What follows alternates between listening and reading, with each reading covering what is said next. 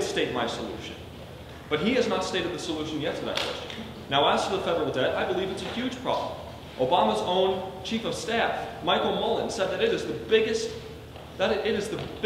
national security threat that we face. He said that in 2010, and since then, Mr. Obama has increased the national debt by $3 trillion. So I don't understand how he is prioritizing that. Now, in terms of student loan debt, that's huge. I agree. It's terrible for students to have to face huge amounts of debt. And my administration will work with them. My administration is going to work with students by allowing them and by basically freeing up the students and allowing them to dictate their own lives. We are going to bring down college tuition prices or costs by lowering taxes and by doing stuff like that. President Obama, your response? Mr. Romney, you interest me. Thank you, Mr. Obama. Everything that you have said seems sort of counterintuitive.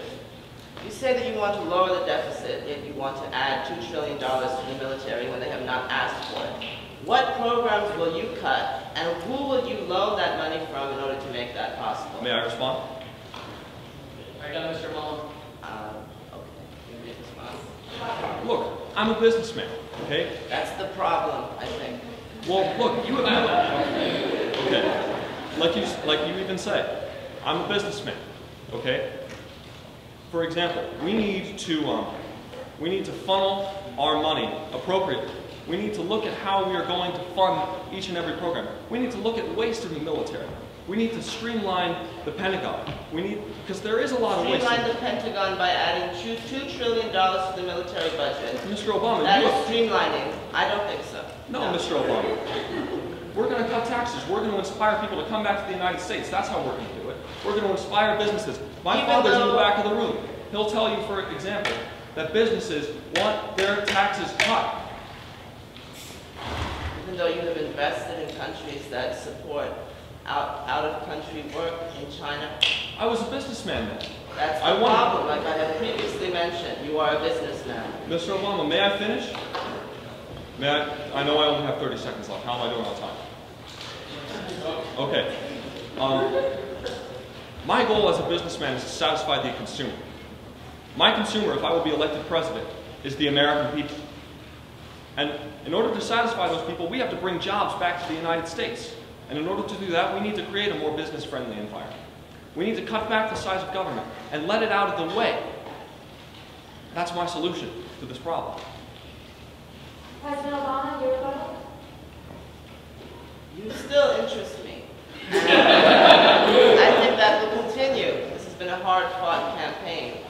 And what interests me is that you say you are for the American people. But how can you be for the American people when you view corporations as being people themselves? Corporations who do not care about their workers, about their policies. All they care about is the stock market and making money. How does that make you closer to the people? Please tell me. I'm confused, and I think the American people are confused as well. Okay, I'll explain. I was in venture capital. Now, do you know what venture capital does, Mr. Obama? Do you know what a venture capital firm does? Do you know what airplane is that a yes or no? I don't think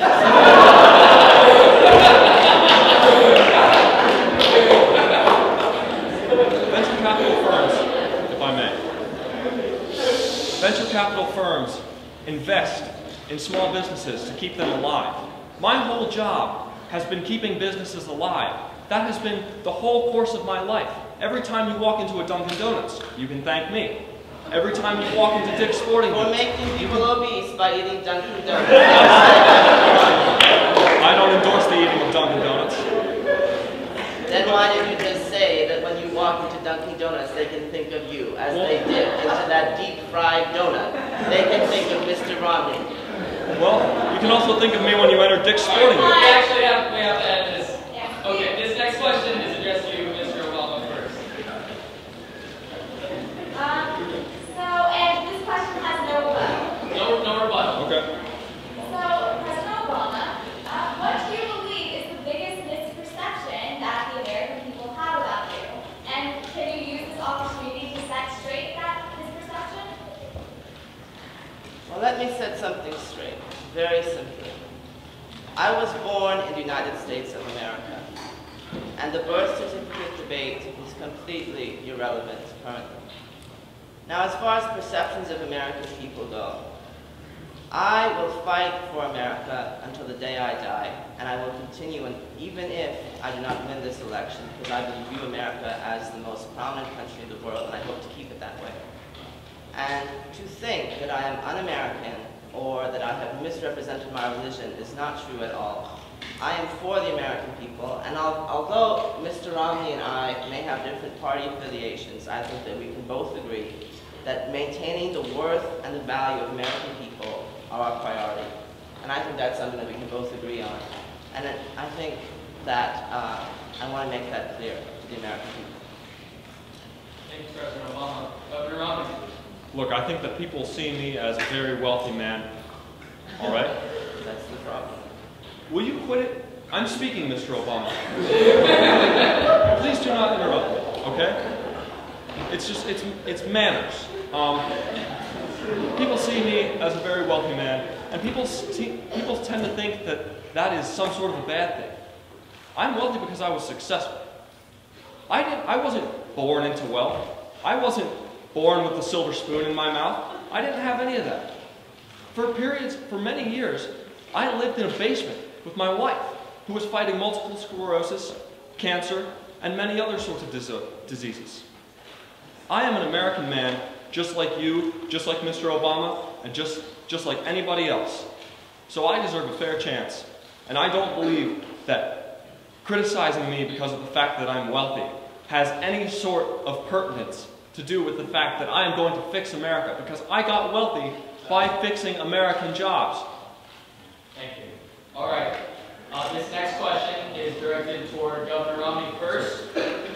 Now, you have stated in the past that you plan on getting America working again. Would you like to share with us how you plan on doing that? Yes, like I said, I'm going to cut taxes. Businesses want to come back to the United States. Businesses want to invest in America. American businesses feel better when they're investing in America. Like I said, ask my dad. Not Governor Romney, but my dad. We feel good when we hire Americans. And I want to give businesses a reason to come back to the United States. I want to give businesses a reason to invest in America and a reason to come back. That's my solution. I'm sorry, does this question have a rebuttal? No, it does not. Okay. I'm going to do what Governor Reagan did. Mr. Obama often says that cutting taxes has not spurred any sort of economic growth. Reagan cut taxes in 1981 by an average of 23%. He also eliminated deductions, which is part of my plan. He cut the top tax rate by 42%. He simplified the tax code. He cut non-discretionary spending by 16% between 1981 and 1983. As a result of this, gross domestic product grew by 6.8% in 11 quarters. I have stated many times that this is a model, the Reagan model, that I wish to follow, and I will follow as your future president. Thank you. Mr. President. That's good point, Mr. Romney. Let me tell you something. How those words taste coming out of your mouth? Interesting. Anyway. I'm just kidding with you, Mr. Obama. During the 1980s, this country's economy was booming, and this country's economy is no longer booming. Thanks to the Reagan tax cuts, it was booming. I just said that, Mr. Romney. So you're admitting that tax cuts would benefit the economy? Please continue. Manners, Mr. Romney, manners. Let me just say. I apologize. Good. So during the 1980s, the economy was thriving, and now in 2008, after the recession, it is not thriving anymore. So how do we get it thriving again? Not by hoping money trickles down from the wealth. But you just admitted that cutting taxes would be better for the economy. I did not just admit. Yes, you did. Check the record, Mr. Obama. You just said that you admitted that the economy was booming in the 1980s because of the tax cuts that I just mentioned. People, Governor Romney is a hypocrite. How am I? He said, no interruptions, manners are important. And I apologize. I apologize. I'm just concerned about the future of this country. Mr. President, please. I apologize. The idea that by having money trickle down to the wealthiest companies and corporations is a good idea in theory, but it has proved not to work. The